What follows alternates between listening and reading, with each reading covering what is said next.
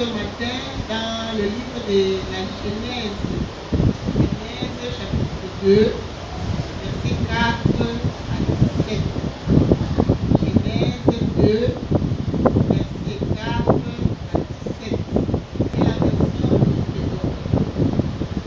Voici les origines des cieux et de la terre, dans une pure lorsque l'Éternel Dieu fit une terre et des cieux, aucun arbuste des champs n'était encore sur la terre, et aucune herbe des champs ne germait encore, car l'Éternel Dieu n'avait pas fait pleuvoir sur la terre, et il n'y avait point d'homme pour cultiver le sol. Mais une vapeur se leva de la terre et arrosa toute la surface du sol.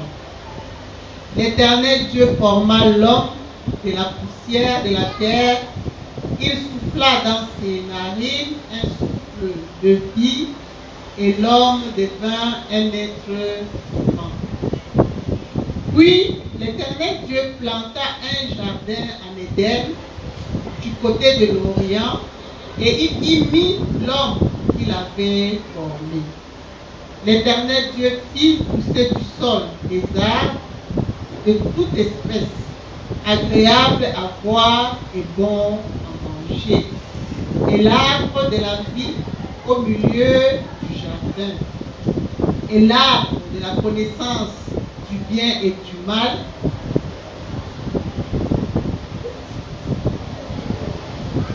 L'Éternel, l'arbre de la vie au milieu du jardin et l'arbre de la connaissance du bien et du mal. Un fleuve sortait d'Éden pour arroser le jardin. Et de là, il s'est divisé en 4 bras. Le nom du premier est Kishon.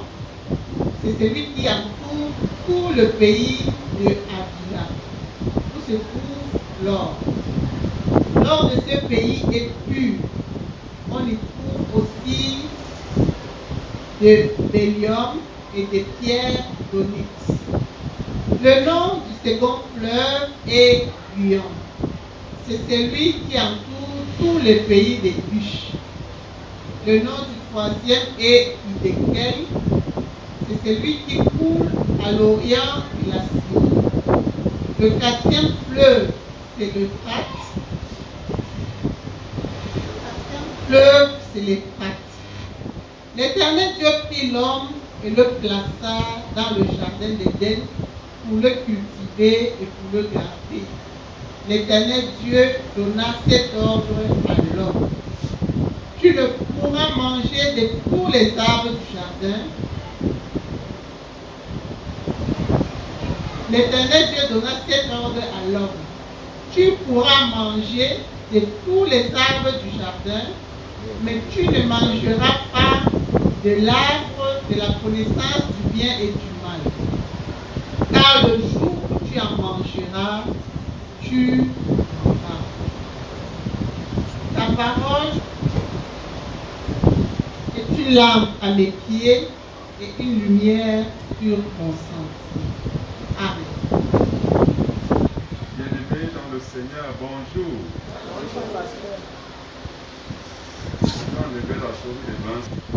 Nous sommes dans la joie de nous retrouver à la paroisse Marie-Beaucaire, la grâce. Nous voulons bénir l'Éternel, notre Dieu, qui a conduit nos pas depuis vendredi jusqu'à 7 heures de la matinée. Nous voulons dire merci à la session, à vous tous, surtout à mon modérateur, le pasteur Bondo Théodore, qui me permet aujourd'hui, moi aussi, de prêcher ici. Je suis un peu loin, je suis arrivé ici et il m'a accordé cette grâce-là. Merci de votre présence. Et le Seigneur nous a conduits à lire avec vous ce matin le texte qui vient d'être suivi par nous tous En effet, la Genèse livre du commencement de toutes choses, de l'univers, de l'histoire du salut, de la relation divine et de la relation entre Dieu et l'homme. Ce livre évoque les grands principes de ces relations qui sont développés dans toute la Bible. Ces principes doivent être saisis non par l'intelligence seulement, mais aussi et surtout par la foi. Le passage lu revient sur les recommandations de Dieu à l'homme avant sa chute. Et au verset 15, l'auteur du premier livre du Pentateuque justifie la présence du premier homme dans le jardin d'Éden lorsqu'il déclare: L'Éternel Dieu prit l'homme et le plaça dans le jardin d'Éden pour le cultiver et pour le garder. C'est extrait des textes nous formulons comme thème ce matin et nous vous le proposons: une place pour une mission. Une place pour une mission. Très bien. Le texte de ce jour revient sur la théorie de la création. Il est donné aux chrétiens de comprendre que tout ce qui existe est l'œuvre de Dieu. Contrairement aux multiples allégations avancées par certains chercheurs, allégations qui semblent se contredire les unes les autres, et donc chacune avec ses limites. J'étais pas là-bas, on m'a appris que l'homme est né d'une cellule qui a évolué pour devenir ce que nous sommes aujourd'hui. Aucun disent que nous étions des gorilles et nous sommes devenus des hommes. Et ma petite réflexion et ma petite question est souvent de savoir pourquoi les hommes d'aujourd'hui ne continuent pas à évoluer et les gorilles ne deviennent plus les hommes. Point d'interrogation à la ligne. Et même si l'homme a évolué de la cellule A, qui a créé la cellule? Qui a évolué? C'est qui?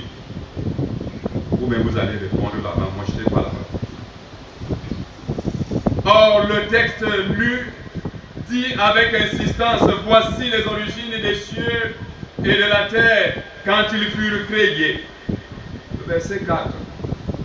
Dieu a tout créé, y compris l'homme, à son image et à sa ressemblance. Pour comprendre les étapes de la création, il faut avant tout se rendre à l'évidence que le Créateur au préalable avait un plan. Il n'a pas créé comme ça. Il a conçu le plan de la création et il a prévu toutes choses en créant. C'est pour cela qu'il a commencé par créer l'univers et tout ce qui s'y trouve.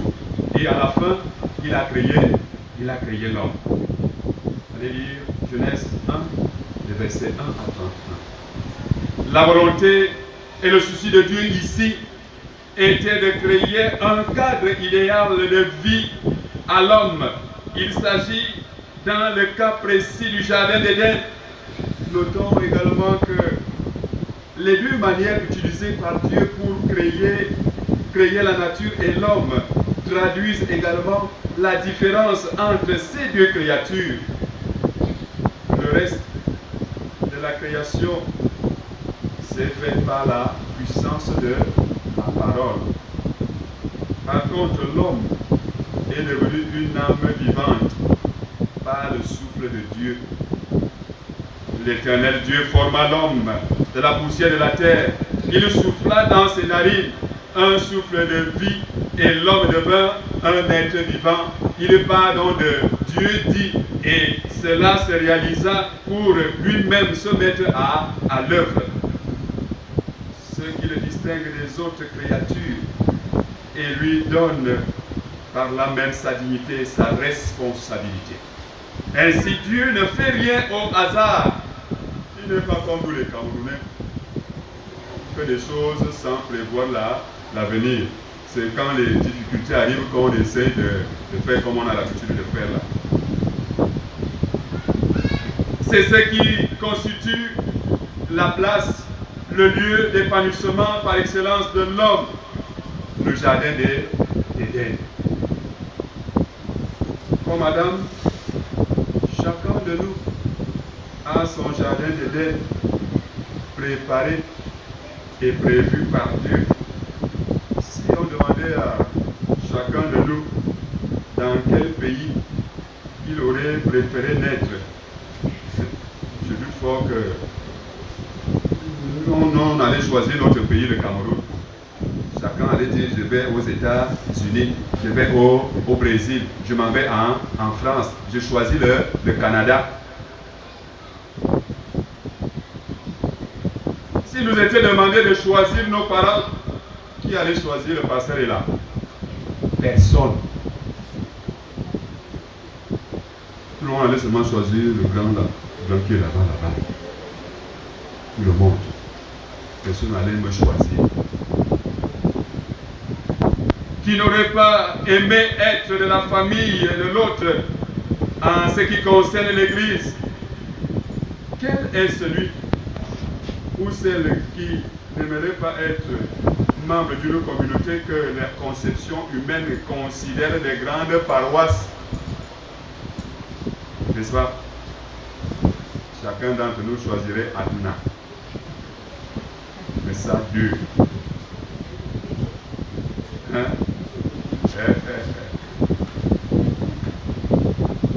Là où les constructions sont terminées, presque les structures d'accueil de luxe, un grand budget à gérer. Mon frère, je sais que vous n'avez pas un grand budget à gérer. Un temple à l'image d'une forteresse, bien-aimé dans le Seigneur, la paroisse Marie-Beaucaire, la grâce et le jardin d'Éden dans lequel Dieu nous a appelés à travailler. C'est notre jardin d'Éden, oui. Et que ce soit le pasteur, que ce soit l'ancien diacre, responsable d'association, choriste et simple croyant, c'est ici notre jardin d'Éden. Et puisque nous y sommes, le but de notre présence est contenu dans ce que dit le verset 15, que je mets d'abord au frigo pour revenir sur le jardin d'Éden. Il peut donc avoir plusieurs significations, plusieurs aspects que nous devons accorder à ce jardin d'Éden. Le jardin d'Éden peut être mon foyer. Oui. Le jardin d'Éden peut être ta famille. Le jardin d'Éden peut être ton lieu de service. Le jardin d'Éden, c'est l'association dans laquelle tu milites. Le jardin d'Éden, c'est ta situation comme élève. Chacun de nous a son jardin d'Éden. Et nous, comme des chrétiens, c'est notre vie qui constitue notre jardin d'Éden.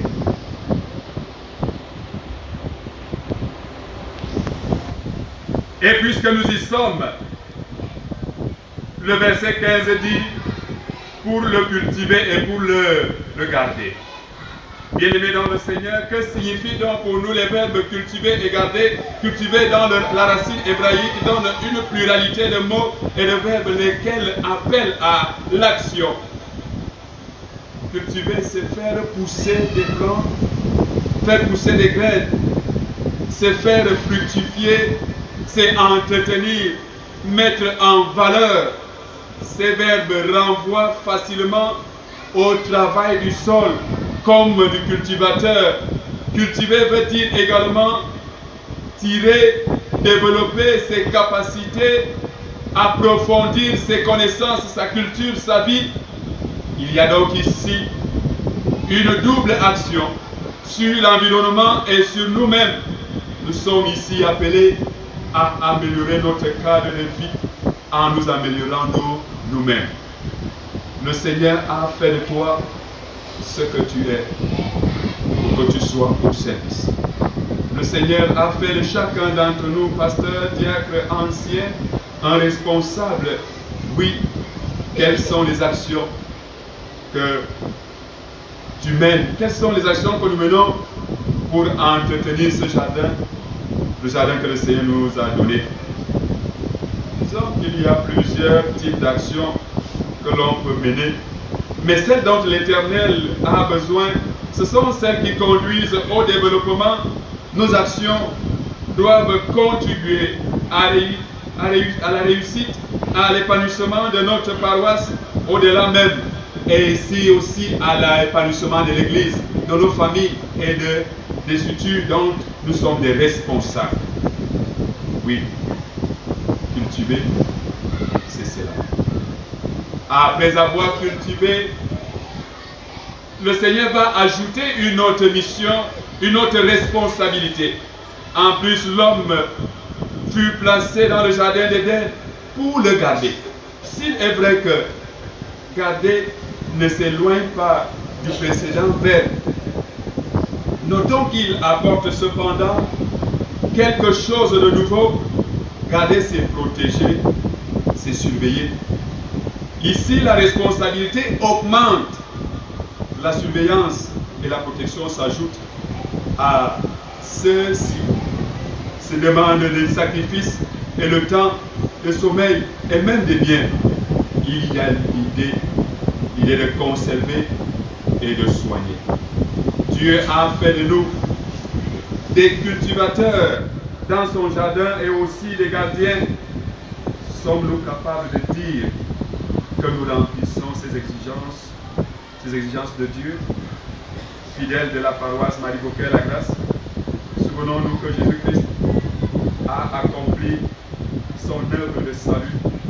C'est pour cela qu'il a dit au moment d'essuyer, tout est accompli. Est-il possible que nous aussi, nous puissions le dire avec joie, avec fermeté, avec certitude? Dieu t'a appelé, mon frère, à œuvrer ici comme pasteur.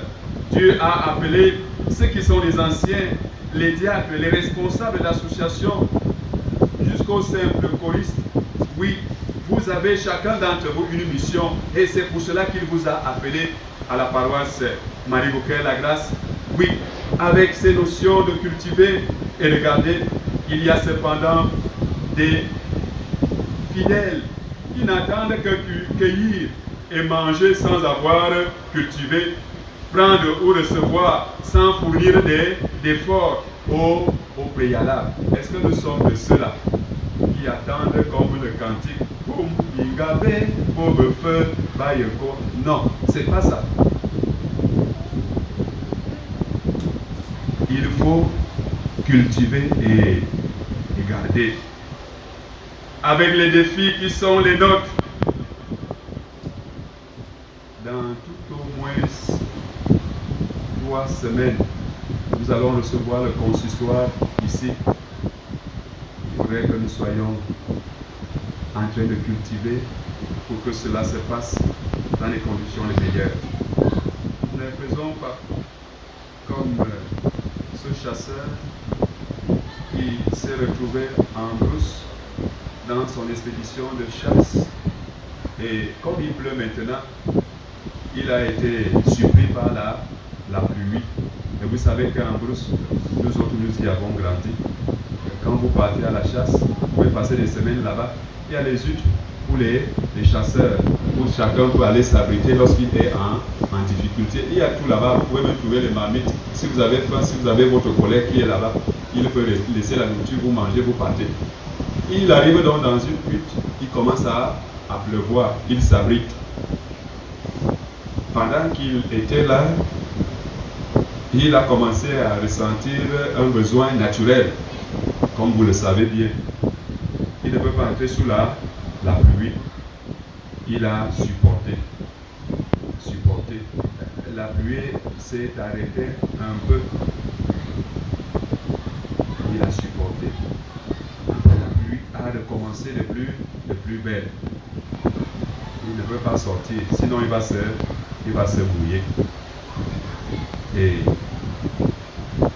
la pluie, tellement il était, la fête voulait déjà sortir. Il a trouvé un coin dans la hutte et